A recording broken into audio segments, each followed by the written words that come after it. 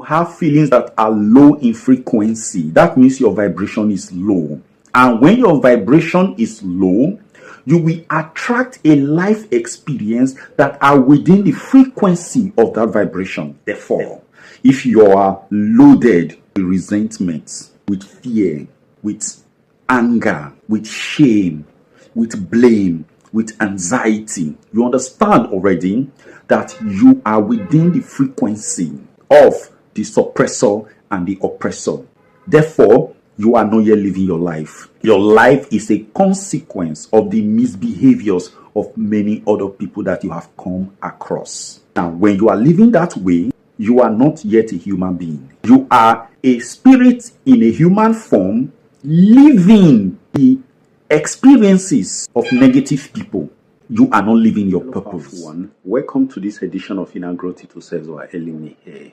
Yes, it is a rainy day, and I don't feel like leaving my bed. I'm not going out of the house, but I cannot help but talk with you. You are priceless, and being in your company is very, very important to me. So today, what are we talking about? Let's say you have been in that state where you are focused on finding your purpose, and that thing has become of primal importance to you. How are you looking for your purpose? How do you intend to find your purpose? Let's even look at it. Is your purpose something you need to look for? Is it missing? Is it outside of you? Well, on this video, I will be giving a full attention to the concept of your purpose, finding it, and your personality. There are three factors I'll be looking at that point to the fact that you are actually living your purpose. Don't go away, stay tuned, and I will be giving you the full menu and the process of finding your purpose. I am Osezuah Elimihe. You know me, I am in the game of helping you grow from inside out. That is the drill. Be right back. So welcome back. So your purpose, what are you doing about it? Well, you may be seeking your purpose in various ways. You may be looking for it in your career, trying to make the best of that career. You may be looking for it by way of religious pilgrimage. You feel that you need to go on a pilgrimage to find your purpose. It's even possible that going on pilgrimage itself is your purpose. It could be service in your religious organization, doing your best in your place of worship to reach out to people. It could be preaching. It could be doing the kind of thing I'm doing right now. It could be making the best of what you are doing right now. It's okay. For you, it could be that you want to be an achiever in some level, maybe in politics, maybe in invention, maybe in academics. Well, whatever that thing is, it's okay. But can I tell you that your purpose is not far from you? Your purpose isn't something you do by external engagements. Your purpose is actually you being human. What does it mean to be human? It simply means that you are able to order profitably and harness the benefits of your inner mechanism for your far-reaching and ultimate pleasure. Now, I talk about pleasure, you will wonder, what has pleasure got to do with your purpose? Then I will ask you one question. What makes you tick? When you want to achieve all the things you want to achieve, including achieving your purpose, what is the end of it? See, you want to have a career success. You want to attain some important heights in life. What is the end of that thing? Some seek their purpose in relationship, in marriages, in their family. What is the end of that? What is the conclusion? What is the final benefit of that? Even if your purpose is to make heaven, at the end of the day, what is the benefit of heaven? Is it not pleasure? We're talking about far-reaching, long-lasting pleasure. Pleasure that does not enslave you. Pleasure that does not fade. That is the purpose that you are looking for. Where is that purpose? Now, you see, you can decide that your purpose is in outward actions. It's okay. But how are you going to succeed in these outward actions? A lot of people are daunted by the challenges of life. And a majority of these challenges are seen as outward manifestations. For instance, you have a family to cater to. You don't have the resources to really give them what they require. You have so many things you would want to do in life, but you see that there are obstacles on your path, and you try to surmount these obstacles. What are the things you need to do to be able to surmount these obstacles? Oh, you go out to ask for help.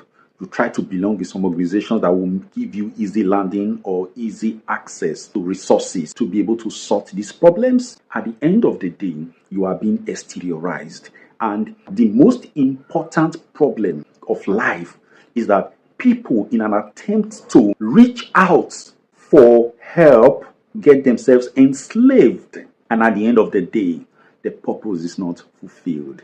Now, for you to be able to manage, to order, and harness the benefit of your inner resources in your inner mechanisms, you will have to be able to understand what your life really is all about. You can view your life from 4 perspectives. There is the socio-environmental perspective.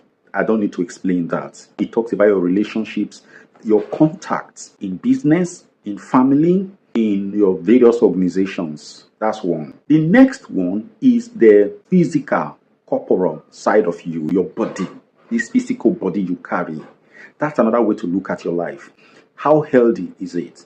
How smart is it? How beautiful is it? How pleasant is your body? Because if your body is not healthy, it doesn't matter what kind of relationship you have out there. It doesn't matter how the fame and fortunes you have been able to amass, they are useless. Because you know that for you to be able to enjoy life in the outward, in the social side of it, this body has to be at its optimum. It has to be healthy. Now, there's the next level of life, which is the mental, the mind. Another word for the mental is metaphysical. That is above the physical. Your mind, how is it? Now, this is one thing you need to understand.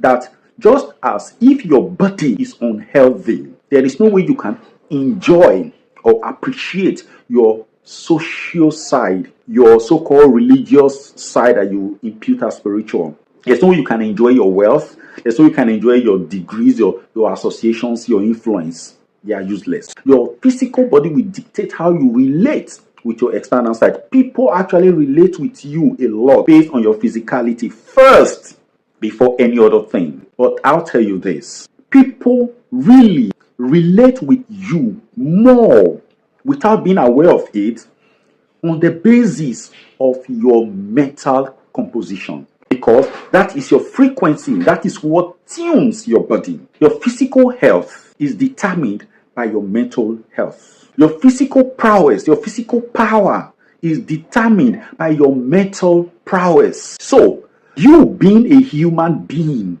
begins from not the cosmetic side, not how well you maintain your body, not how well you are able to create some influence outside. What really counts is your mind. So, your ability to maintain a very solid relationship between your mind and your spirit is key to physical health and environmental influence and power. So, let's look into this right now. What are the indicators that you have found and are living your purpose? Number 1, your ability to control your feelings. That is the number 1 indicator, the number 1 evidence that you are living your purpose. Now, what is your feeling?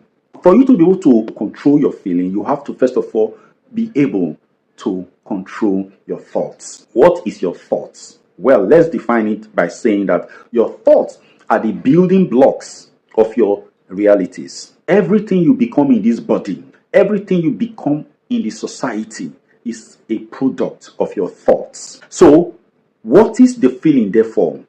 Your feeling is the consequence of your identity with your thoughts. And where does your thought come from? a lot of the thoughts making their runs in your system do not come from you. They are coming from outside, from the society, you see, your environment, your family, your relationships. All of these things are dependent on how much value, how much premium you have placed on these external manifestations of life. Good. So your thoughts are key. If your thoughts are coming from people that are outside of you, are they not worth controlling? Do you just allow people to come into your house? They just come in. People you do not know, they just come into your house. They come into your life. People you don't value, people that have been dangerous and have been instrumental to your pains, you allow them into your life? You don't. You shut them out. Then how come you allow what people have done to you, what people have said to you to injure you, to keep running in your mind?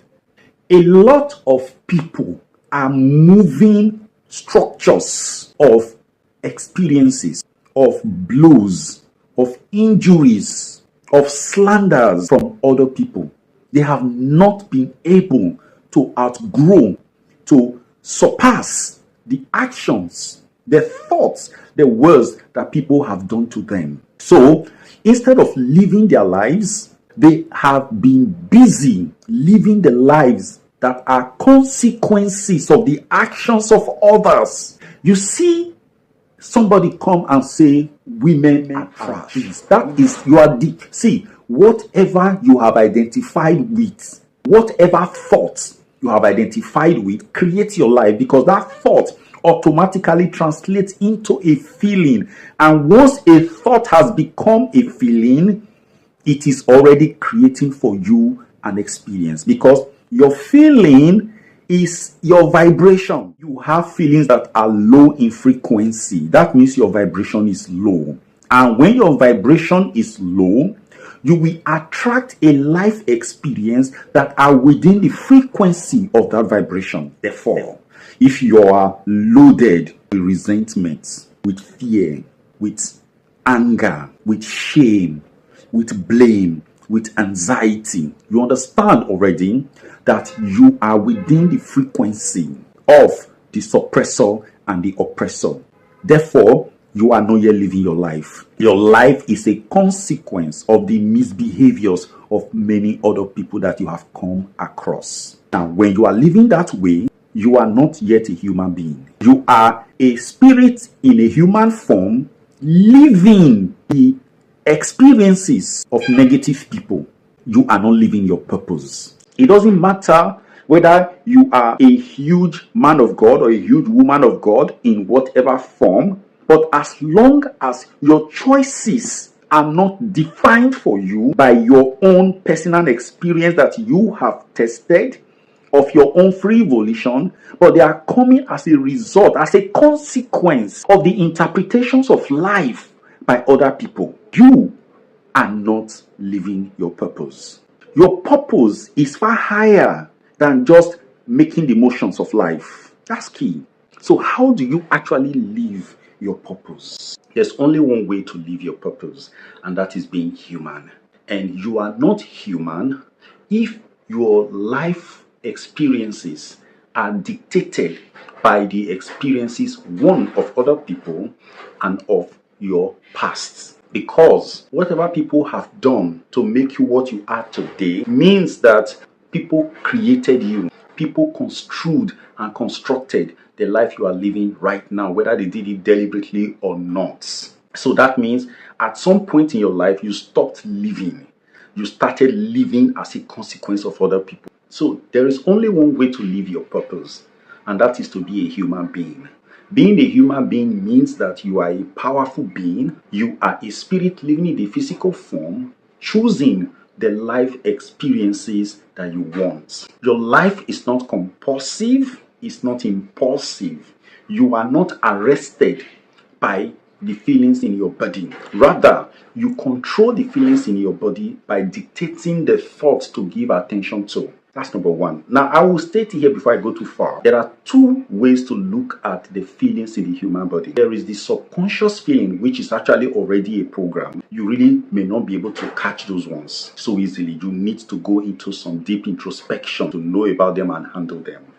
Then there is the one that has not become a program, but that is at the verge of becoming a program. Those are the physical feelings that you can sense easily in your body, and you can catch the messages that they are giving you. Now, when a feeling has become a program, it drives the human being, and the person has identified with that feeling for so long that it has become the person's nature. This is why you have people who operate a certain way of thinking. They tell you that certain people from certain tribes are XYZ, and there's nothing you can say to them to make them change. They tell that people of certain gender cannot think.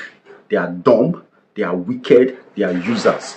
There's nothing you can do about that to change that. Because these people have so identified with such a negative feeling, it has become a program that dictates their life. When you go against, even with the best of intentions, with love and kindness, against those programs, those beliefs, they will attack you. Because they don't see you attacking a feeling, they see you as attacking them. So they and the feelings, they and the experiences of their lives, which are the misbehaviors of so many people, which are unproven prognosis, unproven hypothesis of other people. That's what has become their lives. Therefore, how can you say such a person is living their purpose? They are not. So the second indicator of you living your purpose is that you are fully detached from your experiences. You are fully detached from your feelings because you are fully detached from your thoughts. When you have a thought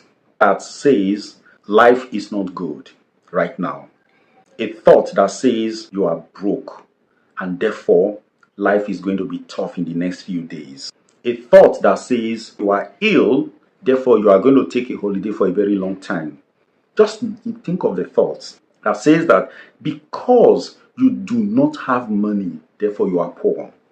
A thought that says to you that because you have been having certain experiences of life, those experiences have to stay because they have become a part of your life. You see, those thoughts, when you identify with them, you are not living your life. Your ability to detach, to separate yourself from these thoughts makes you a person living their purpose.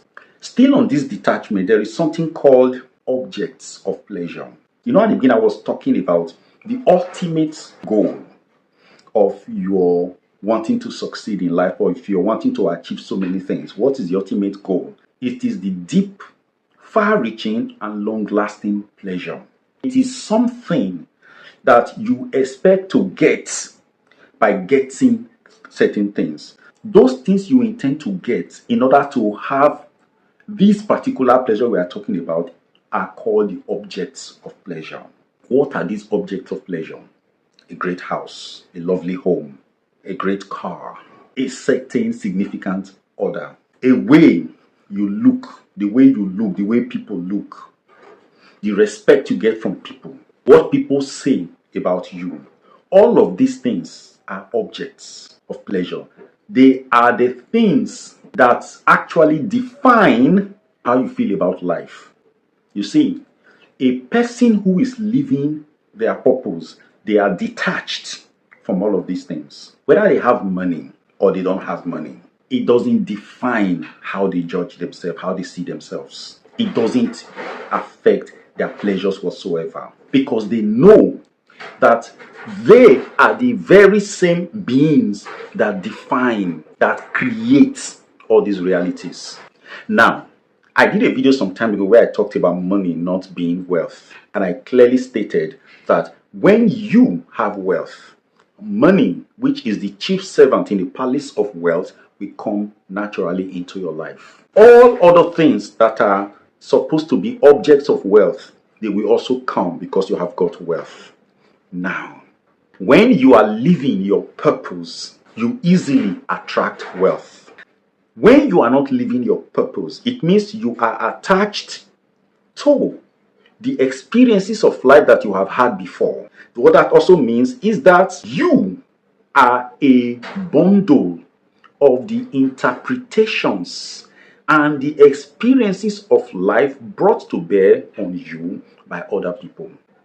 Your life is no longer yours. That's what it means. It's no longer yours. Therefore, you cannot give your life to Christ when you are not the owner of that life, because Christ will not accept a stolen property, he will not accept a stolen good. So for you to become a true human being who is a Christ person, you have to save yourself from the interpretation, from the ownership of other people. So detachment from past experiences of life is key to you living your purpose.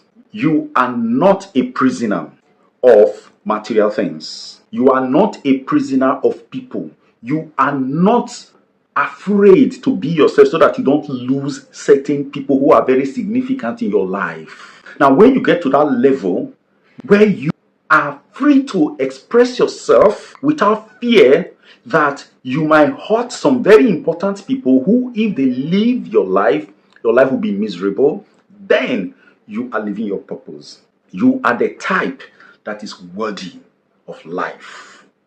That's the second point. Now, I go on to the third point. The third indicator is that what people throw at you are not important anymore.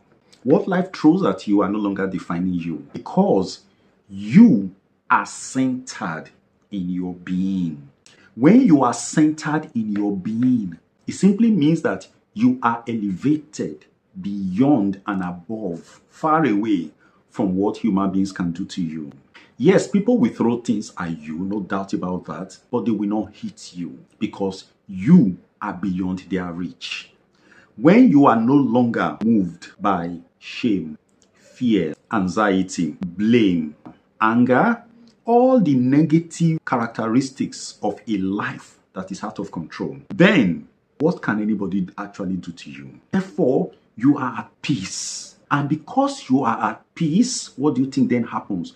Your natural being, your life will unfold naturally. And when your life unfolds naturally, your magnetism is so high. And then the real life everybody else is looking for, by going after the external things, will just naturally flow towards you. Your life really doesn't become anything until you find your purpose. And my friend, I want to repeat this. Your purpose cannot be found in achievements of external feats.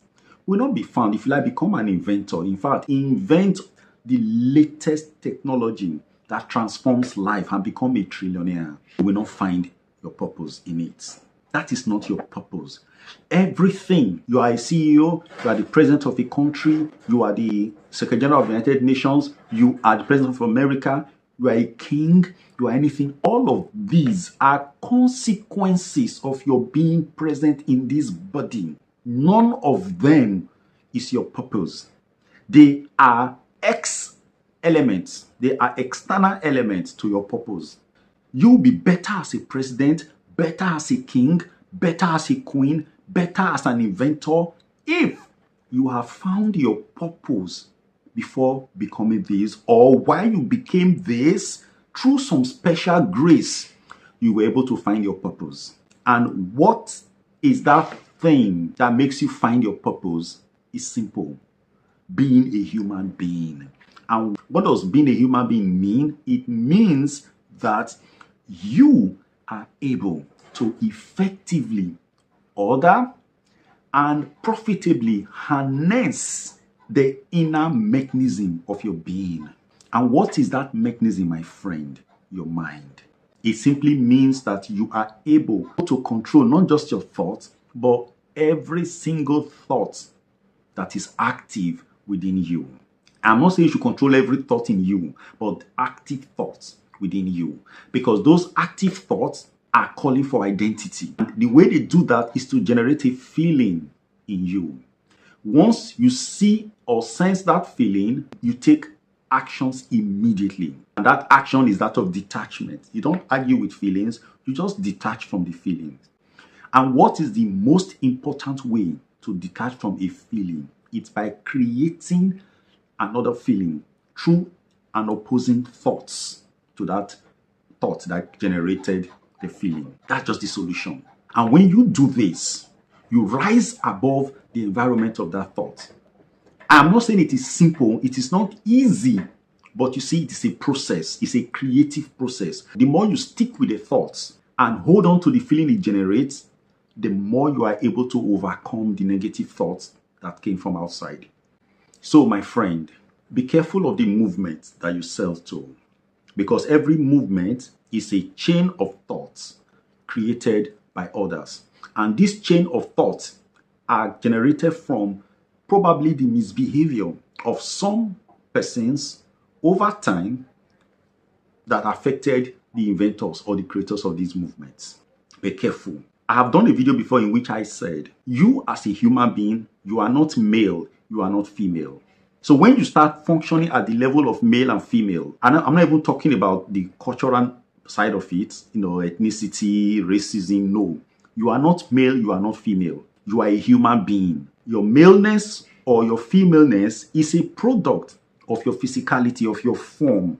So if you are acting on the basis of man or the basis of woman, you are being an animal, because you are looking at this body. This body is animal. Beyond this physical body, there is no gender. Gender becomes real when you are looking at life from the perspective of your physical body. And then ethnicity and racism become real when you are looking at life from the perspective of the environment, of the society. The same thing with religion. They are all environmental perspective of life. So, live your purpose. It is not in going to invent something or going to do something really big. It's not until somebody comes into your life that you start living your purpose. None of this counts. When you are able to control your feelings, when you are able to switch from one feeling to another consciously by choice, oh my friend, what can you not control?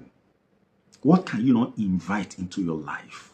Stop being afraid. Stop being ashamed. Stop being shy. Stop being whatever it is. Rise above the challenges of your life and you'll be worth it. Thank you.